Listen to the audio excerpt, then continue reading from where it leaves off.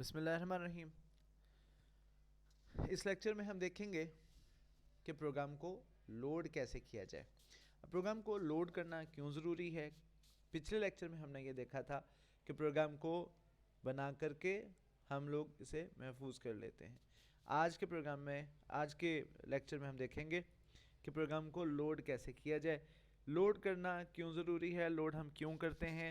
Actually हमारा जो programme जो हम रन करना चाह रहे हैं, एग्जीक्यूट करना चाह रहे हैं, उसका मेमोरी में लोड होना ज़रूरी है।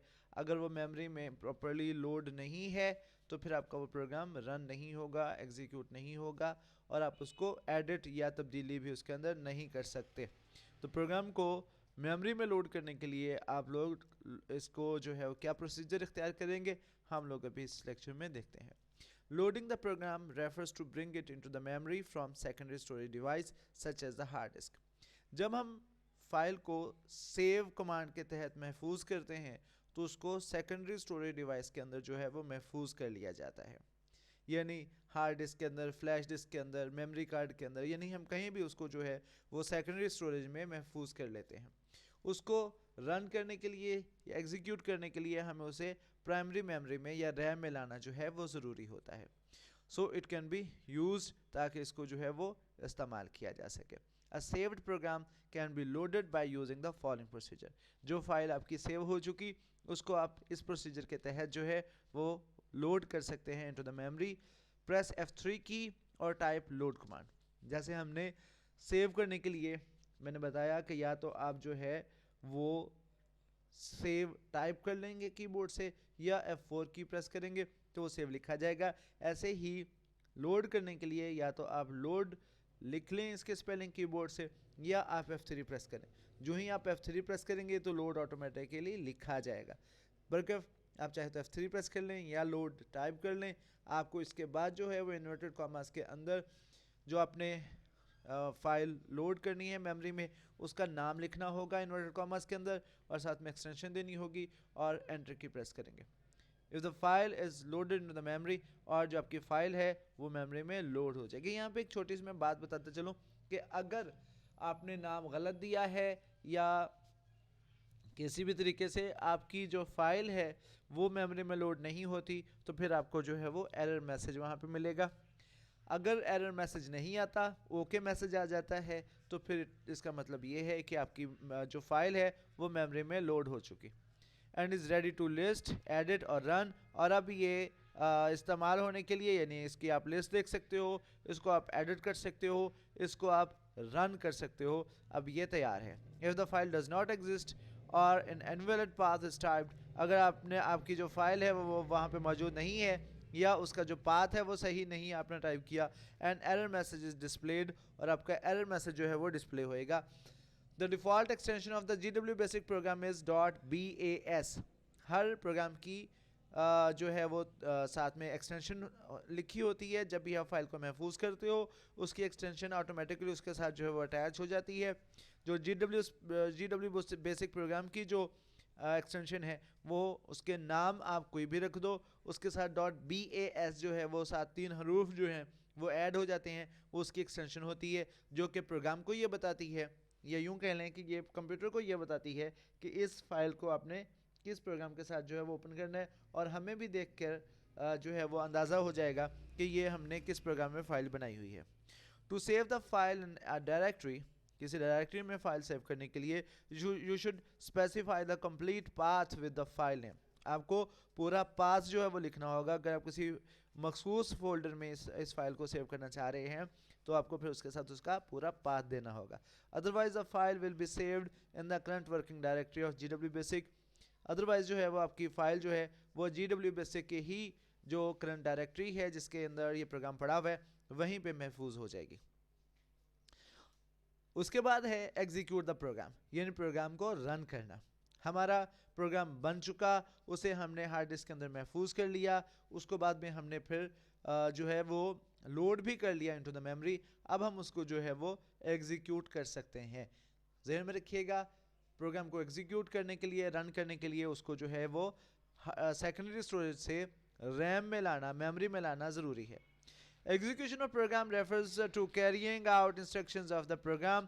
एग्जीक्यूशन का मतलब होता है, किसी प्रोग्राम के एग्जीक्यूट करने का मतलब ये होता है कि उसकी इंस्ट्रक्शंस जो हैं उसके अंदर लिखी हुई जो हदायत हैं उसको कैरी आउट करना, उसको जो है वो रन करना। The program must be loaded into the memory before execution. Program को जो है वो मेमोरी से मेमोरी में एग्जीक्यूशन से पहले मेमोरी में लोड करना ज़रूरी है। Therefore to execute a program first load it at described above. इसको पहले जो है वो आप हम कहते हैं जी आप लोड करें इनटू द मेमोरी जैसे कि ऊपर बताया गया है। देन प्रेस F2 की और the run button, run command, या तो आप रन कमांड टाइप करें, रन लिख करके एंटर कर दें, या आप F2 की प्रेस कर दें तो रन खुद ब खुद हो जाएगा। The output of the program will be follow it. और फिर इसकी जो है आउटपुट है, इसकी जो एग्जीक्यूशन है वो टेक प्लेस होएगी और आपकी इसको जो है वो आंसर, आपको इसका जो आउटपुट है वो डिस्प्ले होगी। यहाँ पे देखिएगा एक प्रोग्राम लिखा हुआ है 10 पे हमने लिखा let x equal to 10 let y equal to 20, यानी हमने एक वेरिएबल x को 10 वैल्यू असाइन की और y को 20 वैल्यू असाइन की। वेरिएबल क्या है, असाइनमेंट क्या है, ये हम आगे चल के बात करेंगे। हम इसको सादा अल्फाज में यूँ समझ लें कि एक x एक हमने नाम रखा, उसमें हमने 10 वैल्यू उसको असाइन कर दी। इसका मतलब ये होगा कि हमने जब भी हम लफ्ज़ x बोलेंगे तो उसका मतलब होगा 10 और जब भी y बोलेंगे तो उसका मतलब होगा 20। अब प्रिंट में हमने क्या किया, sum equal to x plus y। जो चीज़ यहाँ पे प्रिंट के बाद इन्वर्टेड कॉमास में आएगी वो एज इट इज़ जो है वो डिस्प्ले हो जाएगी, और जो इन्वर्टेड कॉमास के बाद होगी उसको जो है वो कैलकुलेट करेगा। तो हमने x को 10 और y को 20 कह दिया और अब x और y को प्लस कर लिया, और एंड आखिरी स्टेटमेंट हमारी हमेशा प्रोग्राम की एंड होगी ताकि हम उसको कंपाइलर को, इंटरप्रेटर को बता सकें कि हमारा यहाँ पे प्रोग्राम एंड हो रहा है। उसके बाद यहाँ पे आपने देखा कि आपने सेव कैसे करना है। सेव के बाद इन्वर्टेड कॉमास के अंदर आपने sum.bas, ये जो c कॉलन बैकस्लैश है ये आपने इसे पाथ दिया कि C के अंदर जो है मेरा डाटा स्टोर हो। अब यहाँ पे माय डॉक्यूमेंट्स या कुछ और भी जो है वो दे सकते हैं, नहीं तो आप डायरेक्ट sum.bas लिख दें इन्वर्टेड कॉमास के अंदर, तो क्या होगा, आपकी फ़ाइल करंट डायरेक्टरी में जो है वो महफूज हो जाएगी।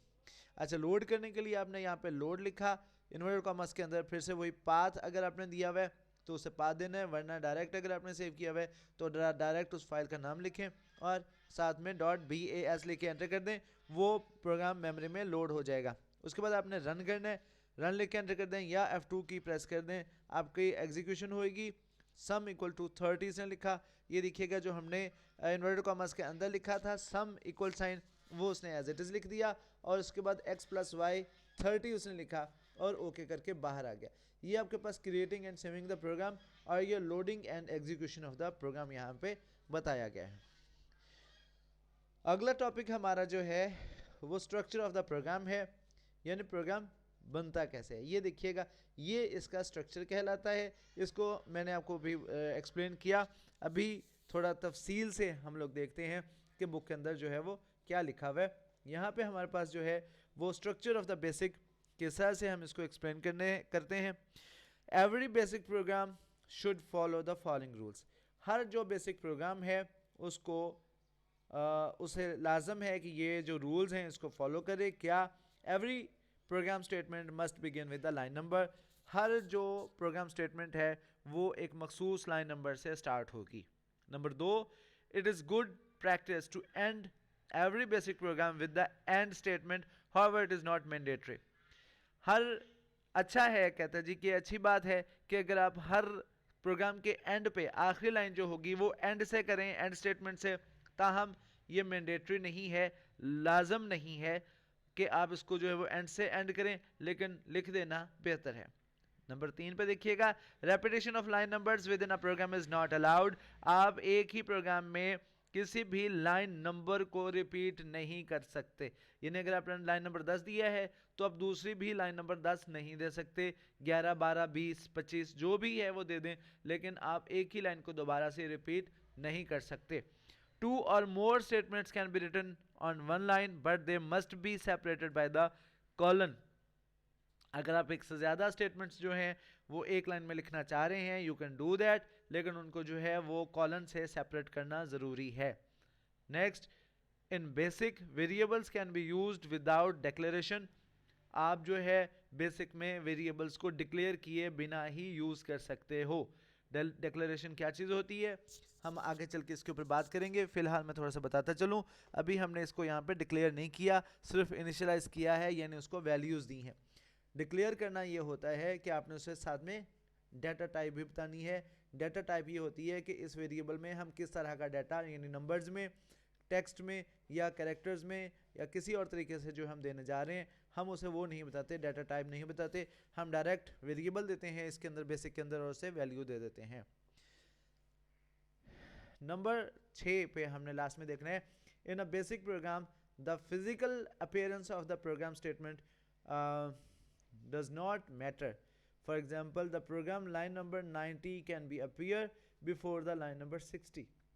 कहता है जी कि आपका जो फिजिकल अपीयरेंस है, यानी आपने पहले लाइन नंबर 90 लिख दिया, फिर लाइन नंबर 60 लिखा, however the program statements will always be execute according to the ascending order of the specified line number। ताहम आपकी जो जब एग्जीक्यूशन होगी तो लाइन नंबर 60 हमेशा लाइन नंबर 90 से पहले ही एग्जीक्यूट होगी, क्योंकि इसमें जो प्रोग्राम की एग्जीक्यूशन है वो हमेशा according to the line numbers ही होती है, जो कि असेंडिंग होती है, यानी पहले छोटी लाइन नंबर और फिर बड़ी लाइन नंबर। बहुत शुक्रिया, अल्लाह।